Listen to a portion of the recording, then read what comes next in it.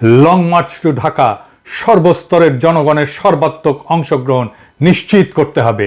হালকা খাবার পানি, দু একটা জামা কাপড়, ছোট ছাতা, অতি প্রয়োজনীয় জিনিস সহ ছোট পিঠের ব্যাগ, যে কোনো যানবাহনে প্রয়োজনে পায়ে হেঁটে, যে কোনো নেতৃত্ব বা নির্দেশনার অপেক্ষা না করে ঢাকার পথে রওনা হন, দলে দলে, কাতারে কাতারে, লাখে লাখে, কোটিতে কোটিতে। পরিবহন মালিকদের প্রতি আহ্বান, লং মার্চ টু ঢাকা অংশগ্রহণের জন্য ছাত্র জনতাকে স্বতঃস্ফূর্তভাবে আপনার বাস, ট্রাক, সিএনজি, অটো ব্যবহারের জন্য দিয়ে দিন। প্রয়োজনে শ্রমিক ভাইরা বাস, ট্রাক নিয়ে এগিয়ে আসুন। এবারের মুক্তিযুদ্ধের গর্বিত মুক্তিযোদ্ধা হওয়ার সুযোগ নিন। যদি কোথাও কোনো বাধা পান, বাধা অতিক্রম করার চেষ্টা করবেন, না পারলে ওখানেই বসে পড়বেন। ঢাকায় আমাদের বিপ্লবীরা ঢুকে গেলে ঢাকার প্রবেশ মুখ বন্ধ করে দেবেন। আশেপাশের গ্রাম থেকে হাজারে হাজারে মানুষ এসে বসে পড়বেন রাস্তার উপরে, যতদিন পর্যন্ত না হাসিনার পতন হয়। কারণ হাসিনা বাঁচার শেষ চেষ্টা করার জন্য ঢাকার বাইরে থেকে রিইনফোর্সমেন্ট যেন আনতে না পারে। ঢাকায় প্রথমেই দখল করে নেবেন ফ্যাসিবাদের দোসর ৭১ টিভি আর সময় টিভি। ওখান থেকে সম্প্রচার শুরু করবেন স্বাধীন বাংলাদেশের কর্মসূচি। এরপরে অভিযান চালাবেন গণভবন উদ্ধারের, জনগণের ভবন উদ্ধারের। আমরা আর এক সাগর রক্ত পেরিয়ে ফ্যাসিস্ট দানব হাসিনার হাত থেকে বাংলাদেশকে স্বাধীন করব ইনশাল্লাহ। স্বাধীন দেশে দেখা হবে। আপনাদের সাথে সৃষ্টিকর্তা আপনাদের বিজয়ী হওয়ার তৌফিক দিন, আপনাদের উপরে রহমত বর্ষণ করুন। ফি আমানিল্লাহ। ইনকিলাব জিন্দাবাদ।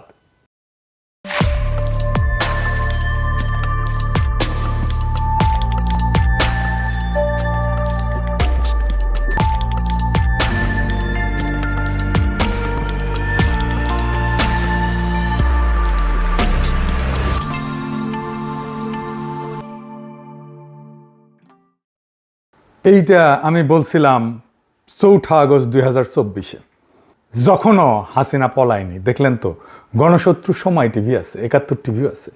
গণভবন দখল করছিলাম, হাসিনাও পলাইছিল, কিন্তু ওরা আছে। এই এক জায়গায় গোটা ২ বছরের হিসাবটা ধরা পড়ে। সময় টিভি আর ৭১ টিভি টিকে যাওয়াই প্রমাণ করে আমরা হাসিনাকে হটাইছি, কিন্তু হাসিনার শাসনকে, তার প্রতিষ্ঠানগুলোকে হটাইতে পারি নাই, সরাইতে পারি নাই। আজ হাসিনার পলায়নের ২য় বর্ষপূর্তি। আজ থেকে ঠিক ২ বছর আগে হাসিনা হেলিকপ্টার করে পলাইছিল। আর ২০১৮ সালের এই একই দিনে, এই হতভাগা ৫ই আগস্ট, হাসিনা তার পিছে ডিজিএফআই লাগাই দিছিল। এই হতভাগারে দেশ ছাড়তে হয়েছিল। খোদা তাআলার কি অসীম কুদরত, সে একই দিনে কাঁঠাল রানীকে পলাইতে হইল হেলিকপ্টার কইরা, গণরোষে। আমি দেশে ফিরতে পারবো ইনশাল্লাহ। কাঁঠাল রানীর কব্বর দেশের মাটিতে হবে না। আজকের দিনে আমাদের হিসাব করতে হবে কি কি অর্জন করলাম এই ২ বছরে, আর কি কি করতে পারি নাই, করা উচিত ছিল। আসেন সেই হিসাবের খাতা খুলে দেখি। আমাদের অর্জন যে একেবারে নাই তা না। দেখেন, ১ নাম্বার, হাসিনা নাই, সে পলাইছে। এটা গুরুত্বপূর্ণ। তার এত বড় দল, রাষ্ট্রযন্ত্র, তার দলের গুন্ডা যে লেসপেন্সার বাহিনী গড়ে তুলছিল, আমলাতন্ত্র, bureaucracy, police, BDR, army, RAB আর ইন্ডিয়া, কেউই তারে রক্ষা করতে পারে নাই। পদত্যাগ কইরা দেশের জেলে থাকার মতো অবস্থাও তার ছিল না, দেশ ছেড়ে পালাইতে হয়েছে। হাসিনার পতন হবে, এটি তো অবিশ্বাস্য ছিল আমাদের কাছে, অনেকের কাছে ছিল। সত্য কথা, আলহামদুলিল্লাহ, রাক্ষসী গেছে। এটাই তো আমাদের জীবনের একটা বড় অর্জন, সবচেয়ে বড় অর্জন। আর কি লাগে অর্জন? ২ নাম্বার, হাসিনা, তার দল, তার লেসপেন্সার, এদের বিচার হইতেছে। ৫ই মে শাপলা হত্যাকাণ্ডের বিচার হইতেছে। ৩ নাম্বার, আয়নাঘর গুড়ায় দেওয়া হয়েছে, গুম ক্রসফায়ার বন্ধ হয়েছে, ডিজিটাল নিরাপত্তা আইনে হয়রানিমূলক মামলা বন্ধ হয়েছে, প্রত্যেক দিন ১০০০ খানিক মামলা হইতো। ৪ নাম্বার, একটা নির্বাচিত সংসদ হয়েছে, তারা ফাংশন করতেছে, যেমনই করে ভালো মন্দ তারা ধীরে ধীরে সংসদীয় রাজনীতির ধারায় ফিরতেছি আমরা। ৫ নাম্বার, বাংলাদেশ তার শত্রুরে চিনতে পারছে, ফন্দের আলো আর দিল্লি স্টার রে চিনতে পারছে। বাংলাদেশে ইন্ডিয়ান স্বার্থ, মিডিয়া, আর্ট, কালচার আর এলিট সুশিল্পনার মধ্যে দিয়া কিভাবে ফাংশন করে সেটা বুঝতে পারছে। ছায়ানাত, উদীচী, সিপিবি, বাম, এই সমস্ত মিলা ছদ্মবেশে যে আওয়ামী লীগের দোকান চালায় সেটা চিনতে পারতেছে। সবচেয়ে বড় কথা, ধানমন্ডি ৩২ নাম্বার মাটির সাথে গুড়ায় দেওয়া হয়েছে। এডিটর সাহেব, ব্যান্ড পার্টি বাজার।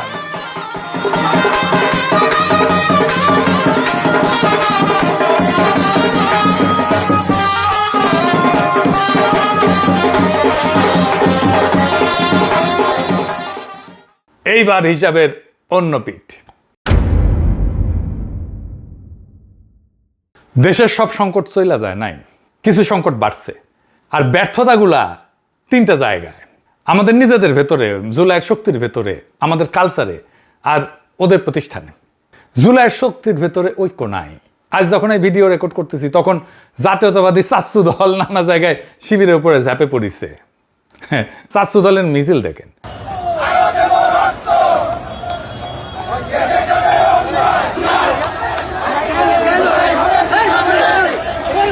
এডিটেশে বড় কইরা দেখান, এডিটেশে এটা নাকি ছাত্র যুবদল নেতা নয়, হেলমেট পরে নামিছে, হাতে লাঠি, আবার সে হেলমেট, ছাত্রলীগের হেলমেট, শুধু চেহারাটা বদলাইছে। আর তার সাথে কে, ঢাকা বিশ্ববিদ্যালয়ের ওই যে ফজল হক হলে যে চোর সন্দেহে তোফাজ্জল হোসেনকে পিটায় মারছিল না, ওই মামলার চার্জশিটভুক্ত আসামি এফএইচ হলের ছাত্র দলের নেতা শেখ রমজান আলী রকি। দেখেছেন? তাহলে তোফাজ্জলকে পিটায় মারছিল কারা দেখেছেন?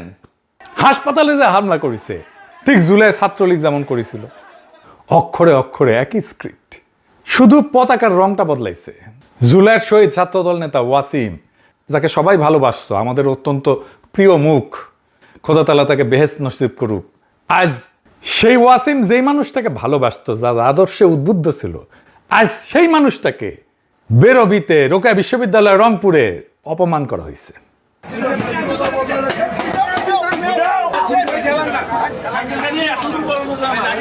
এরা তো আবার শাহবাগ কায়েম করতেছে, কারণ আওয়ামী লীগাররা আশ্রয় পাইছে বিএনপিতে, আশ্রয় দিছে আনুষ্ঠানিকভাবে। নৌকার লোকদের আশ্রয় দেওয়ার ঘোষণা দিছে মির্জা ফখরুল। দেখেন, এখন আমাদের যারা এখানে নৌকা পড়তেন সারা বাংলাদেশে, তারা তো একটু অসহায় অবস্থায় আছে, যে আমাদের মূল লক্ষ্যে পড়া গেছে, আমরা এখন কি করবো। তো সেই জায়গায় আমি আপনাদেরকে এইটুকু আশ্বাস দিতে পারি যে আপনাকে হতাশ হবেন না, ধানের শীষ আপনাদের পাশে আছে, আমরা আপনাদের পাশে আছি। আমরা বেঁচে থাকতে আপনাদের গায়ে কেউ ফুলের টোকাও দিতে পারবে না। তারেক রহমান বলে আন্দোলনের সময় নাকি জামাত শিবিরে পাওয়া যায় নাই। হ্যাঁ, জামাত শিবির কয় নাই, বলছে গুপ্ত। শোনেন, আজকে অনেকেই দাবি করে, কারো নাম আমি উল্লেখ করতে চাই না, যাদেরকে একটি শব্দ, গুপ্ত একটা শব্দ ব্যবহার করলেই মানুষ, সাধারণ মানুষও তাদেরকে চিনে, তারা কারা। এদেরকে কিন্তু আমরা অনেক খুঁজেছি, তাদেরকে আমরা পাইনি, আমি পাইনি দূরে থেকে। আপনারা কি কেউ পেয়েছিলেন রাজপথে তাদেরকে কিন্তু রাজপথে আমরা দেখিনি। 17 বছর বিভিন্ন জায়গায় আমরা তাদেরকে দেখিনি। শুনিছেন তো? তারেক রহমান এই মিছিলটা কারা করেছিল দেখেন।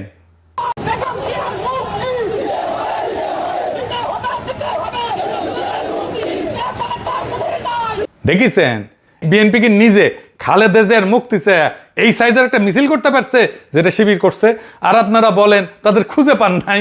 আশ্চর্য কথা। মজার কথা হইল, বিএনপির যে প্রিয় পত্রিকা ফন্দের আলো প্রসঙ্গে আসতেছি পরে, সে কইতেছে কর্মসূচি ঘোষণা করতো বিএনপি আর পালন করতো জামাত শিবির। দেখেছেন? আর তারেক রহমান বলে তাদের পায় নাই। তারেক রহমানের কে সমস্ত স্ক্রিপ্ট লেগে দেয়, আর নাকি তারেক রহমানের ডিমেনশিয়া হয়েছে কে জানে। শাপলা চত্বর কে করছে? মোদি বিরোধী আন্দোলন কে করছে? জামাত শিবির করছে। এখনো পর্যন্ত এই জুলাই নিয়ে যতটুকু পজিটিভ কাজ হয়েছে তার বেশিরভাগই এই শিবির করছে, ইউনিভার্সিটিগুলোতে করছে। যাই হোক, আর একটা অংশে আসি, কালচারালি আমরা জুলাই নিয়ে কতটুকু আগেছি। কালচারালি আমরা এক পাও আগাই নাই। জুলাই কেন হইল, জুলাইয়ের স্পিরিট কি, এই নিয়ে আমরা ইন্টেলেকচুয়ালি, কালচারালি, ফিলোসফিক্যালি এক পাও আগাইতে পারি নাই। আপনি একটু পিছনে ফিরে তাকান। 1971 স্বাধীনতার পরে 2টা ল্যান্ডমার্ক সিনেমা মুক্তি পায়। চাষী নজরুল ইসলামের ওরা 11 জন। এটার মুক্তির তারিখ 11ই আগস্ট 1972। 1971 16ই ডিসেম্বরে বাংলাদেশ স্বাধীন হয়েছে, 8 মাসের কম সময়। সুভাষ দত্তের অরুণোদয়ের অগ্নিসাক্ষী, এটা মুক্তি পাইছে 72 নভেম্বরে।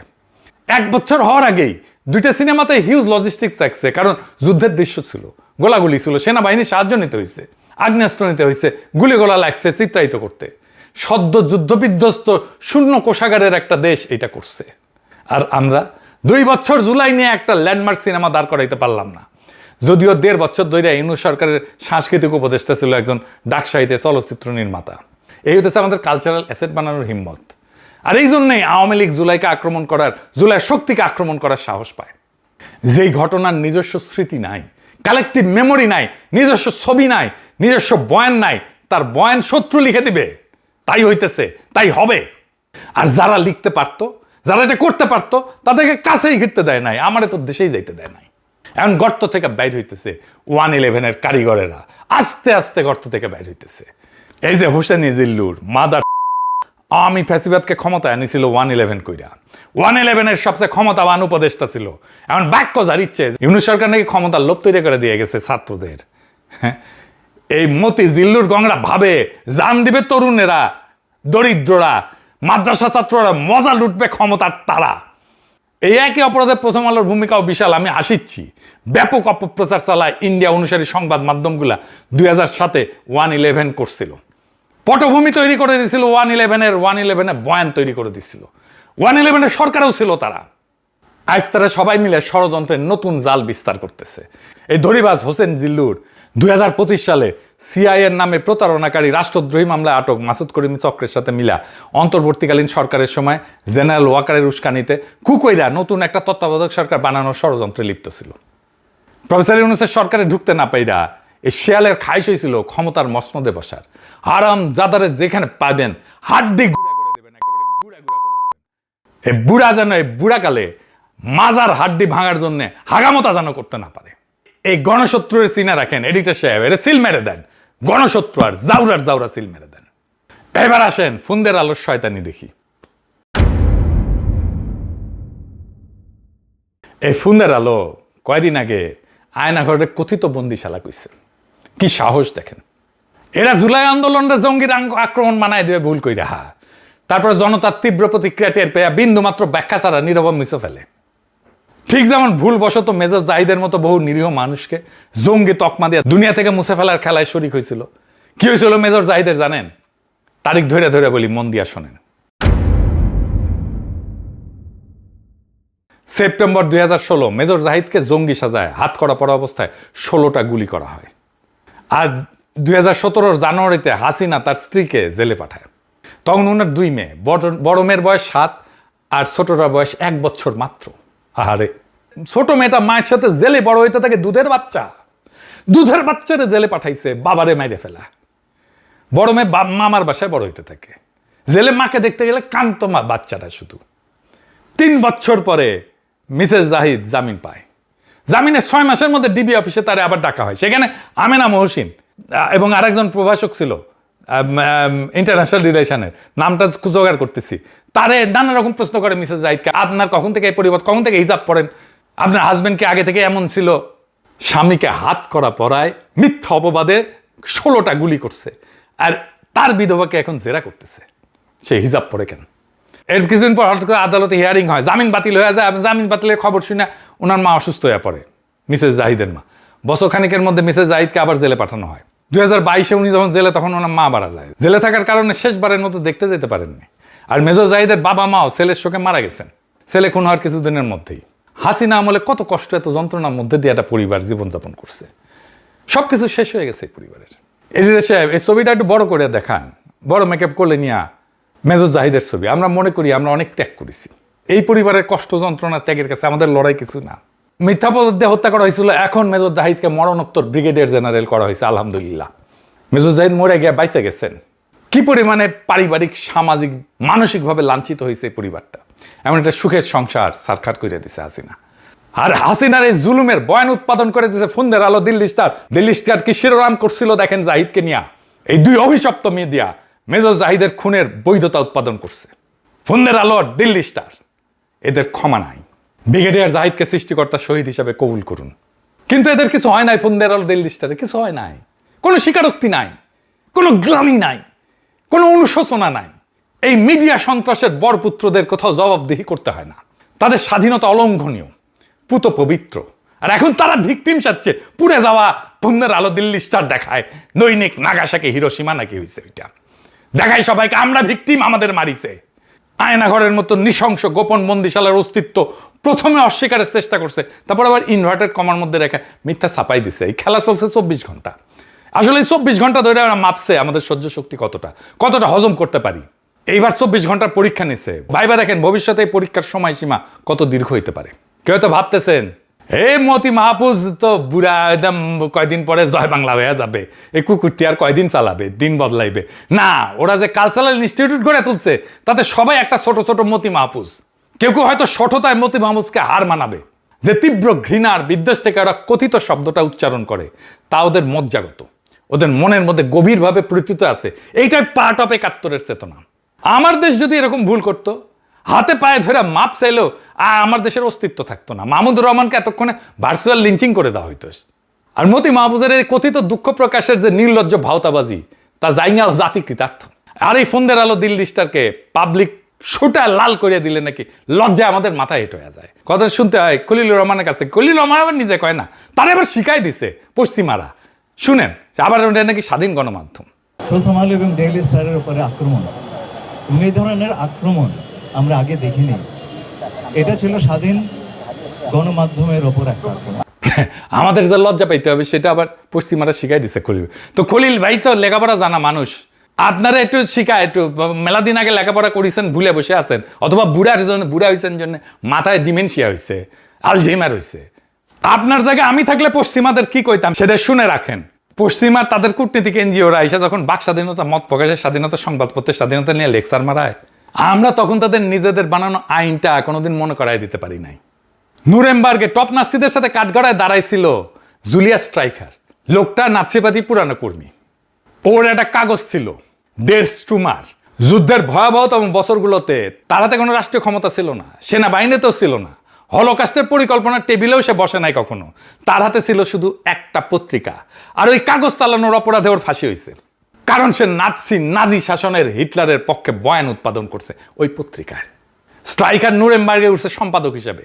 ট্রাইব্যুনাল তার 2টা অভিযোগে বিচার করে, ষড়যন্ত্র এবং মানবতা বিরোধী অপরাধ। মানবতা বিরোধী অপরাধে দোষী সাব্যস্ত হয়। বলছিল সে হলোকাস্টের জন্য উস্কানি দিছে। এটাই রাজনৈতিক জাতিগত ভিত্তিতে নিপীড়ন, এটাই মানবতা বিরোধী অপরাধ। 16 অক্টোবর 1946-এ তাকে ফাঁসি দেওয়া হয়। ব্রিটিশ আমলে ভারতবর্ষে সংবাদপত্র, সাংবাদিক, এডিটরদের জেল জরিমানা করছে না, পত্রিকার ডিক্লারেশন বাতিল করছে না। এগুলো তো ইংরেজরাই শিখাই গেছে। ইংরেজ আমলে পত্রিকার বিরুদ্ধে একের পর এক আইন বানানো হয়েছে না। কাজী নজরুল ইসলামকে যে জেলে ঢুকানো হয়েছিল কি জন্যে? অসংখ্য সাংবাদিককে জেলে ঢুকানো হয়েছিল ইংরেজদের বিরুদ্ধে লেখার জন্য। ওরা নাকি আমাদের আধুনিক সভ্যতা শিখাইতে আসছিল। মতি মাহফুজ আইসা যখন কয় সাংবাদিক কেন ধরা হয়েছে, সাংবাদিকরা কেন জেলে, প্রশ্নটা ওইটা না। প্রশ্ন হইল গুম খুন যখন চলতেছিল তখন কে সে যাই না শুনে সেই খুনের জন্য বয়ান বানাইছে? কার কলমের ডগায় জঙ্গি তকমা লাগায় মানুষটা লাশ হইছে? 1/11 জঙ্গি নাটক, 16 বছরের বয়ান নির্মাণ, এইগুলার নথি আছে, তারিখ আছে। মতি মাহফুজকে কাঠগড়ায় তুলতে হবে।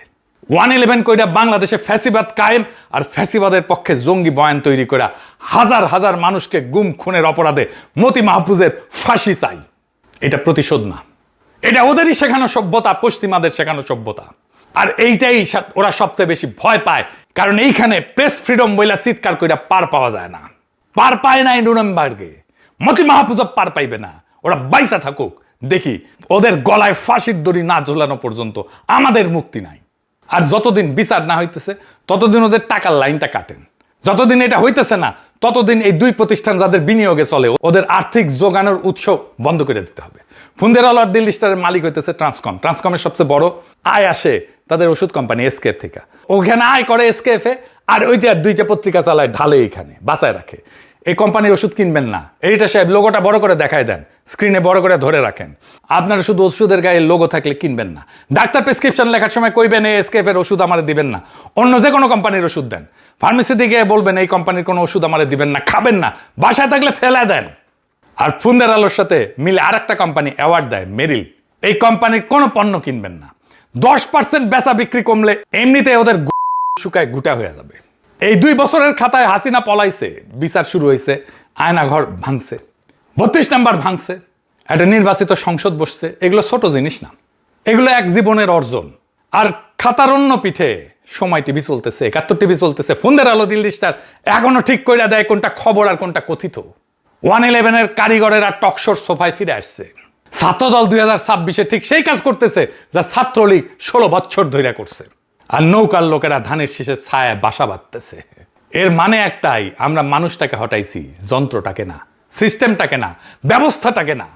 বাংলাদেশের ফ্যাসিবাদ কোনোদিনই এক মহিলা ছিল না, শুধু হাসিনা ছিল না, ওইটা একটা জোট ছিল, যে মিডিয়া বয়ান বানায়, যে বুদ্ধিজীবী তার বৈধতা দেয়, যে ব্যবসা তাকে টাকা যোগায়, আর যে সংস্থাটা কাজটা সেরে ফেলে। হাসিনা পলাইছে, জোটটা রয়ে গেছে, আর নতুন মালিকের কাছে নিজের ভাড়া দিতে শুরু করছে এই জোটটা। আর সবচেয়ে গভীর ব্যর্থতা আমাদের নিজেদেরই। ৭১-৮ মাসের মধ্যে ওরা 11 জন বানাইছিল, আমরা 24 মাসে কিছুই বানাইতে পারি নাই। যে অভ্যুত্থান নিজের স্মৃতি নিজে গড়ে না, তার স্মৃতি লিখে দেবে তার শত্রুরাই। এই জন্যেই আজ কথিত বন্দিশালা লেখার সাহস হয়, কারণ ওরাই লিখবে আমাদের ইতিহাস। তাহলে তৃতীয় বছরের কাজটা কি? 3টা।